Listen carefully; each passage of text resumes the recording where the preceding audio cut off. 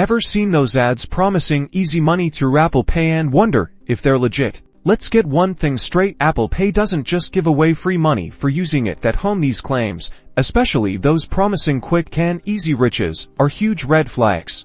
Scammers use these fake offers to trick you into giving up your personal information, like your Apple ID, bank details, or even your social security number. Remember, legitimate uses of Apple Pay involve making secure purchases from verified businesses, not receiving random payments. So, how do you stay safe?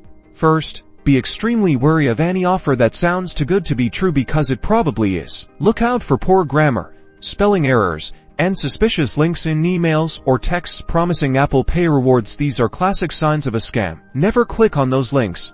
Instead, go directly to Apple's official website if you need to check something. If you are not sure, visit Apple's official website for reliable information or contact their support directly. Most importantly, protect your personal information. Never share your Apple ID, password, or financial details with anyone you don't trust. Completely stay alert, stay safe, and don't let scammers trick you with fake Apple Pay promises.